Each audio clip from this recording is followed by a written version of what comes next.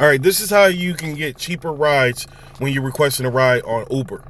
What you want to do is you want to click on where to, then you want to select the address that you want to travel to.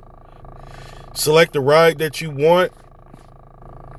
Then up here on the drop-off bar, you want to actually click on that, and then you want to drop your keyboard. This keyboard right here, you want to drop that keyboard using the cursor at the bottom, and then you want to scroll up, and then you're going to click on the set location on map.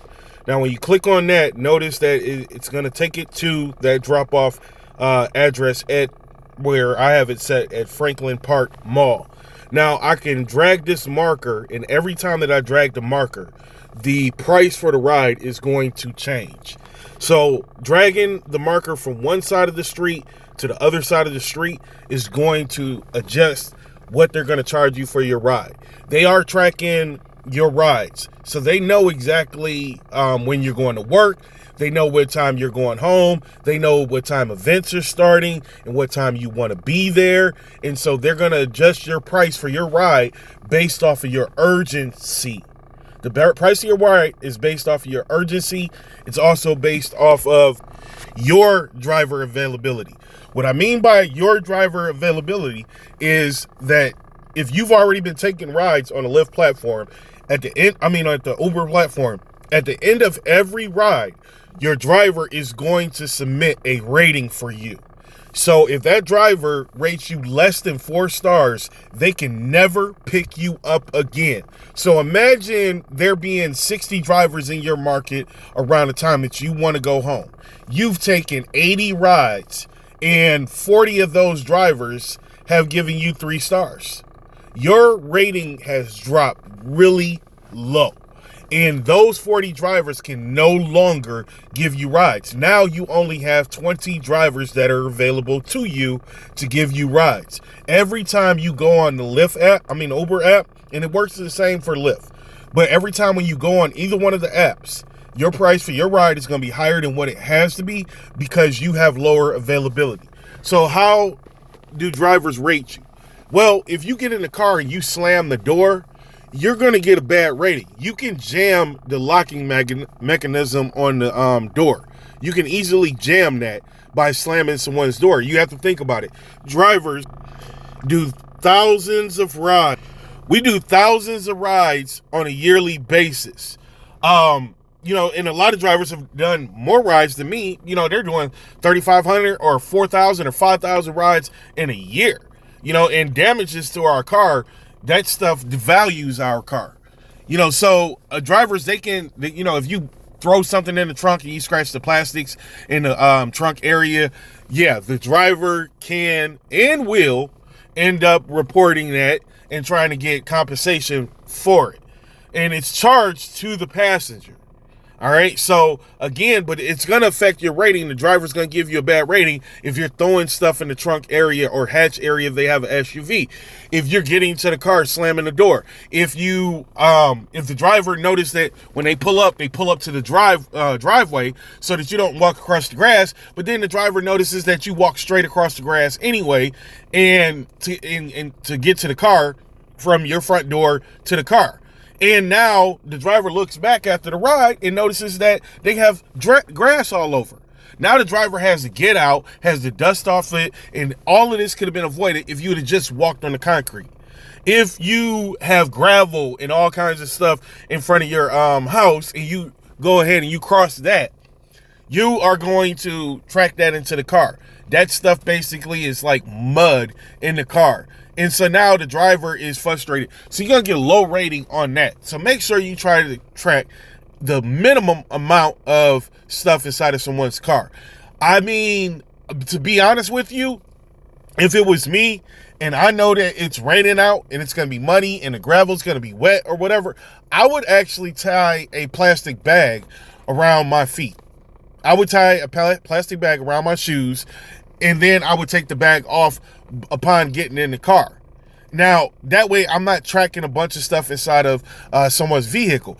Now, that's not because I'm a driver and I thought about what I would do or anything. No, if I'm getting inside of somebody else's vehicle, whether it's a friend, family member, or a cousin, or a just getting into a Lyft or Uber, I would still actually do that. So always remember, make sure that when you go, that you're in the drop-off area, make sure that you drop down the menu and then you hit the set on maps.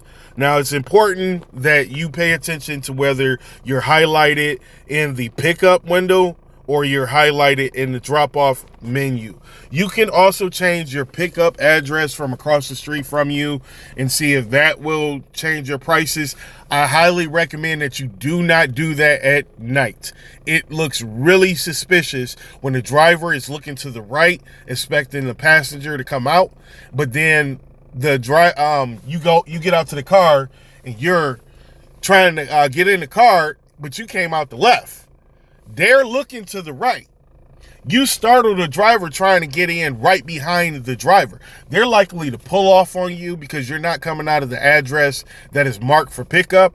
They don't know if you're trying to rob them. Now, again, you should always enter in through the passenger rear. The passenger rear side of the car. Nobody should ever be trying to get into the driver's car right behind the driver. If you are trying to get in right behind the driver, 9 times out of 10, they're not going to unlock the doors anyway. Now, some drivers, from my experience, I know that there are drivers who pick up passengers and they allow the passengers to sit right behind them. If you go through a chauffeur company who gets your banking information, who knows you are their client and everything or whatever, it's not a big deal when it comes down to you getting in behind the driver. Limousine services, chauffeur companies, they don't have a record of drivers being robbed and carjacked. Only Lyft and Uber has a record of drivers being attacked, robbed, or carjacked. And so drivers are aware of this. And it's really, really, really suspect for you to try to jump in to the driver's car right behind the driver. Don't do that. Get in through the passenger rear side. Even if it's 2 or 3 of you, go around to the passenger rear side to enter the vehicle. A lot of drivers, myself included, don't like picking up multiple passengers. We don't like it at all, especially when they all can't get in the back and one of them has to sit in our passenger side.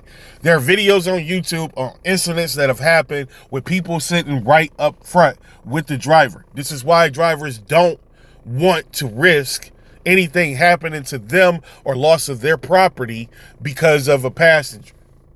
So again, go in the rear. Sometimes you have drivers, oh man, you can get up front with me and everything. No. Number one, they should never be asking passengers to get up front. That's only reserved if there are more than 3 passengers where somebody can get in the front. That's the only time. You cannot get in the front other than that. There's airbags, and those airbags will cause more injuries in case of an accident. This is why Lyft and Uber need to stop allowing passengers to request rides for multiple individuals without it being entered in the app. First and foremost, we're supposed to know how many people are getting in a car, and this could actually change what the insurance company wants off of that particular ride based off of how many individuals are getting in the car and everything. So again, one day they will change that. And with these autonomous cars coming out, oh yeah, they're going to want to know how many people are getting in the car, and they are going to up y'all prices because they want to make as much money as possible. And because they have a third party, a third corporation, which is the autonomous car makers or owners who own that technology, they want to make as much money as they possibly can off of the rides. So it's going to be a upcharge when you are riding with more than probably more than one passenger. If it's you by yourself, normal price. You and a friend, maybe it's going to be a normal price. But once it gets over 2 people, that's more weight in the vehicle. That's more wear and tear to the tires. And so they're going to charge more money. Right now, they don't own anything. They don't own the technology. They don't own the cars. They don't pay for gas, maintenance, wear and tear. They don't pay for all of that stuff. So guess what? They don't care about what the drivers have to go through. Also, autonomous cars. I'm pretty sure the insurance is probably higher for the autonomous cars than what it is for the drivers. But they're doing these rides at a lower, at a higher cost to them than what they're charging the passengers, because they want to prove the concept and they want to gain the trust of the public. So that's why they're trying to do as many rides as they possibly can, so they can prove that concept. Remember when Lyft and Uber first started, Uber particularly, it was a concept that they didn't, people wasn't really happy about. Like, I don't want to get into a stranger's car. I'm okay with a regular taxi because that's owned by the company and they do a background check. Well, yeah, Uber and Lyft, they do background checks too. But a lot of people, they didn't want to do it. So the urban community who wanted cheaper rides, they were the first ones hopping in. And it proved that concept. And it's the same thing with these autonomous cars. Once the concept is proven, more people are taking them, they're going to decrease the amount of human drivers. But all in all, dragging that marker is going to help. You can drag it on the pickup. You can drag it on the drop off, and you're going to notice that the price for your ride is going to drop. Sometimes maybe $1 or $2. Oftentimes, especially on rides that you always take, they already tracking what time you have to be at that event or what time you have to be at work. And your price for your ride is going to go up the closer time for you to have to go to work. So again, changing the pickup address is going to change it because they don't know if that's you or someone else. Changing the drop-off address across the street from work, they figure, okay, well, maybe this person is off work, so they're going to give you a normal price on your ride, or the price is going to be lower. And a lot of times the best way, one of the other ways that you can save money is just to wait until the price drops. They are going to drop the price. A lot of times they're submitting a price to you for the ride because they want to see if you will budge. And if you budge, then they make extra money. Understand this. Drivers are not being paid more money just because you paid more for that ride. They're not getting extra money just because you paid more. That's not happening. If the driver yesterday got paid $5 to give you a ride, then today the driver's going to get paid $5, even though you paid $15 more than what you paid to the app the day before. So our payouts are not changing just because they're ripping you off. So please, try to understand that. I appreciate you for watching. Please like, share, and subscribe. Have a good one.